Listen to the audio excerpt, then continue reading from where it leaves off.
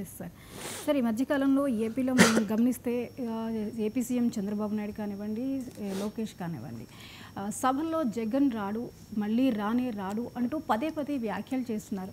ఎందువల్ల అంటారు? ఈ వ్యాఖ్యల వెనుక రీజన్ ఏమై ఉండొచ్చు? అంటే పారిశ్రామికవేత్తలు ఈ మధ్య మీరు అన్న నిజం, సింగపూర్ వెళ్ళినప్పుడు అక్కడ కూడా మమ్మల్ని అడుగుతున్నారు, పారిశ్రామిక పెట్టుబడులు పెట్టే వాళ్ళు అడుగుతున్నారు, మళ్ళీ ఆ భూతం వస్తుందా, జగన్ వస్తాడా, ఇలా రకరకాల భూతం నుంచి మొదలుకొని జగన్ అంటున్నాడు. మేము గ్యారంటీ ఇస్తున్నాం రాదు అని. అది డెమోక్రసీలో ఎలా గ్యారంటీ ఇస్తారు ఎవరైనా? డెమోక్రసీలో ఏదైనా పాసిబుల్. మరి మీకు 23 సీట్ల టీడీపీ ఎట్లా పరిమితమైంది? చంద్రబాబు నాయుడు మళ్ళీ రాడు అని జగన్ చాలా ప్రగల్భాలు పలికాడు. 11 సీట్ల పడిపోలేదా జగన్? అందువల్ల అసలు ఇక కాంగ్రెస్ ముక్త భారత్ సాధించాం, కాంగ్రెస్ ఎక్కడిది మునిగిపోయింది అన్నారు. మళ్ళీ 100 సీట్స్ నియర్లీ తెచ్చుకొని లీడర్ ఆఫ్ ద పొజిషన్ కాలేదా? బీజేపీకి సొంతగా మెజారిటీ లేని పరిస్థితికి తీసుకురాలేదా? 240కి పడిపోలేదు, 400 వస్తాయనుకుంటే. అందువల్ల మీకు ప్రజాస్వామ్యం ఇట్ ఇస్ పాసిబుల్. అయితే లోకేష్ అన్నది కూడా చూశాను నేను, కంటిన్యూటీ కోరుకుంటున్నారు. చైనాలో ఇవాళ పెట్టుబడులు పెడుతున్నారు కనుక అంటే అక్కడ కంటిన్యూటీ. మరి చైనా లాగా మనం కూడా ఏకపార్టీ పాలన పెట్టుకుందామా? సో ఇది ప్రజాస్వామ్యంలో సాధ్యమా? Chinese political system is completely different కదా. మరి చైనీస్ ఎకనామిక్ సిస్టమ్ని మీరు ఫాలో అవుతారా? ఈవెన్ టుడే చైనా ఎకానమీ ఈ లార్జ్లీ స్టేట్ కంట్రోల్, ప్రభుత్వ ఆధీనంలోనే ఉంటుంది, లివర్స్ ఆఫ్ ఎకానమీ. అఫ్కోర్స్ వాళ్ళు రిఫార్మ్స్లో భాగంగా సోషలిస్ట్ మార్కెట్ ఎకానమీ అని మార్కెట్ ఫోర్సెస్కు, ప్రైవేటైజేషన్కు ద్వారాలు తెరిచినా స్టిల్ చైనీస్ ఎకానమీ ఈ లార్జ్లీ అండర్ స్టేట్ కంట్రోల్. అక్కడ ప్రభుత్వం ఏమైనా చేయగలుగుతుంది. మరి మీరు ఒకవైపు ఏమో రోజు ప్రైవేటైజేషన్ సపోర్ట్ చేస్తారు, మళ్ళీ చైనీస్ మోడల్ పొగుడుతారు. సో లోకేష్ నేను చూశాను, చైనాలో కంటిన్యూటీ ఉంది కనుక కోరుకుంటున్నారు. కంటిన్యూటీ ఉంటే కోరుకోరు, పాలసీ కంటిన్యూటీ కోరుకుంటారు తప్ప ప్రభుత్వ కంటిన్యూటీ ఏ పారిశ్రామికవేత్త కోరుకోడు. అంత అమాయకుడు పారిశ్రామికవేత్తలు ఉంటారా? ప్రజాస్వామ్యంలో ఎన్నికల్లో ఎవరైనా మళ్ళీ రావచ్చు అన్న కనీస ఇంగిత జ్ఞానం కూడా భారతదేశంలో పెట్టుబడులు పెట్టే పారిశ్రామికవేత్తలకు ఉండదా? వాళ్ళకి ఆ మేరకు కూడా పాలిటిక్స్ తెలియకుండా ఉంటారా? అంత అమాయకుల వాళ్ళు ఎలా అడుగుతారు నాకు ఇప్పటికీ అర్థం కాదు. వాళ్ళు జగన్ వస్తే ఎట్లా అనే అనుమానాన్ని వ్యక్తం చేశారు అనడం వేరు, జగన్ రారని మీరు గ్యారంటీ ఇస్తారని మమ్మల్ని అడుగుతున్నారు. అట్లా ఏ పారిశ్రామికవేత్తైనా గ్యారంటీ అడిగితే అంతకన్నా తెలియకపోవడానికి లేడని ఒప్పుకోవాలి. అంటే ఆయన బేసిక్ పాలిటిక్స్ ఎట్లా పనిచేస్తుందో తెలియదు. డెమోక్రసీ అంటే ఏమీ అర్థం కాదనుకో అన్న. పారిశ్రామిక పెట్టుబడులు పెట్టేంత వాళ్ళు అంత తెలియదక్కువ వాళ్ళు ఉండరు.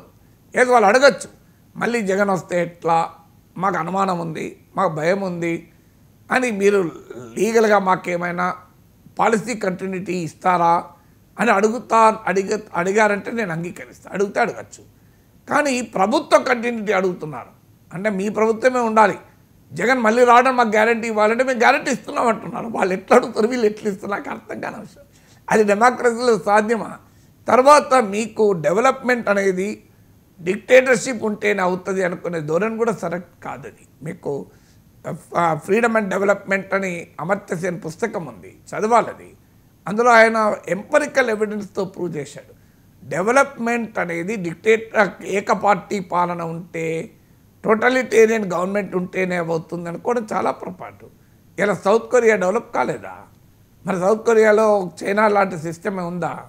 మరి సౌత్ కొరియా ఏషియన్ టైగర్గా ఎమర్జ్ అయింది కదా. జపాన్లో ప్రభుత్వాలు ఎన్నిసార్లు మారాయో చూడండి మీరు. హైయెస్ట్ పొలిటికల్ ఇన్స్టెబిలిటీ ఉండి అవినీతిలో కూరుకుపోయే ప్రభుత్వాలు మారే దేశం జపాన్. ఇలా జపాన్ పోస్ట్ సెకండ్ వరల్డ్ వార్లో ఎకనామిక్ మిరాకిల్ కాలేదా? జర్మనీలో అసలు స్టేబుల్ ప్రభుత్వాలు ఉన్నాయా? మరి జర్మనీ యూరోప్లో లార్జెస్ట్ ఎకానమీ కాదా? అందువల్ల ప్రపంచంలో అనేక దేశాల అనుభవాలు ఉన్నాయి. ఇలా ప్రభుత్వం ఒకటే ఉండాలి అనడం ప్రజాస్వామ్యంలో సాధ్యం కాదు. చంద్రబాబు నాయుడు ప్రభుత్వం జనరంజకంగా పాలించి అసలు ప్రజల నుంచి ఏ రకమైన వ్యతిరేకత లేకుండా ఇచ్చిన హామీలన్నీ అమలు చేసి బ్రహ్మాండంగా పాలించారనుకోండి, ప్రజలే మళ్ళీ ఎన్నుకుంటారు, అది వేరు. ప్రజలు మళ్ళీ మమ్మల్ని ఎన్నుకునేలా జగన్ను రాకుండా మేము పాలిస్తాం అని గ్యారంటీ ఇవ్వండి, నాకు అభ్యంతరం లేదు. జగన్ మళ్ళీ వచ్చినా ఏమీ చేయకుండా మేము చట్టరీత్యా మీకు భద్రత ఇస్తాం, పాలసీ కంటిన్యూటీ ఉండేలా అనండి, అభ్యంతరం లేదు. కానీ మేమే గ్యారంటీ ఉంటాం, ఇంకెవరు రారు అని డెమోక్రసీలో ఎవరు గ్యారంటీ ఇవ్వలేరు. మరి వీళ్ళు ఎలా ఇచ్చారో నాకు తెలియదు. ఆ గ్యారంటీని చూసి సంతోషపడ్డవాడు అంతా రాజకీయాలు తెలియనివాడా, పెద్ద పెద్ద పరిశ్రమలు నడిపే వాళ్ళనే నా అనుమానం. ఇక జగన్ ప్రజలు మర్చిపోకుండా ఎవరు చేస్తున్నారు?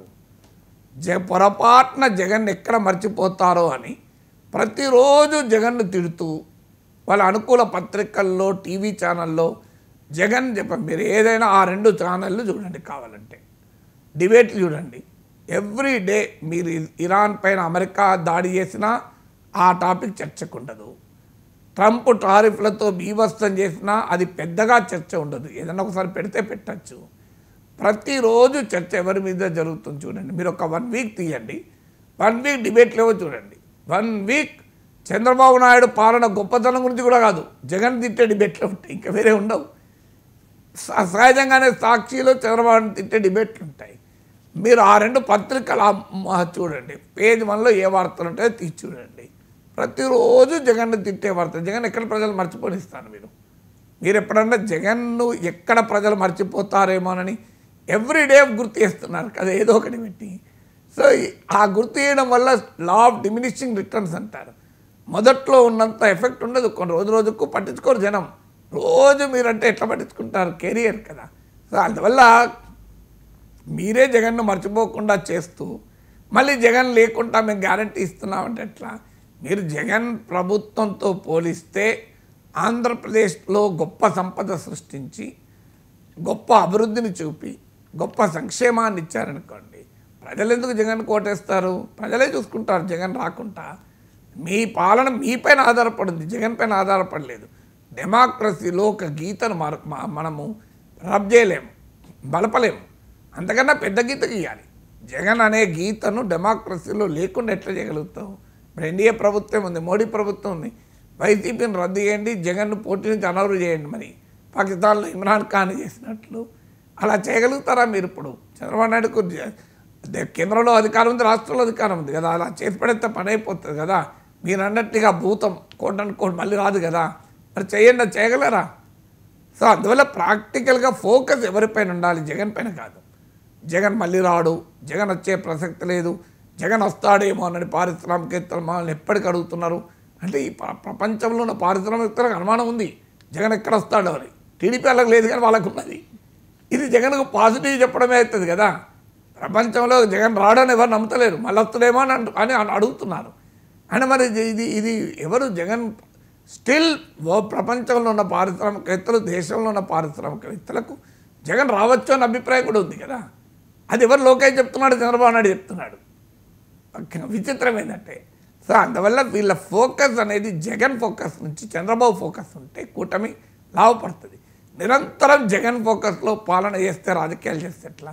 చంద్రబాబు ఫోకస్తో రాజకీయాలు చేయండి. ఇలాంటి ప్రభుత్వం మేము చూడలేదు, జగన్ ప్రభుత్వంతో పోలిస్తే ఇంత బాగా ఉంది అనేది ఉంటే మీరు ఏమీ చేయకుండా మళ్ళీ గెలుస్తారు. ఏం ప్రాబ్లం? అలాంటి పాలన ఇవ్వండి, సరిపోతుంది. కే చేయాలి, అసలు ప్రజలే చూసుకుంటారు జగన్. Yes sir.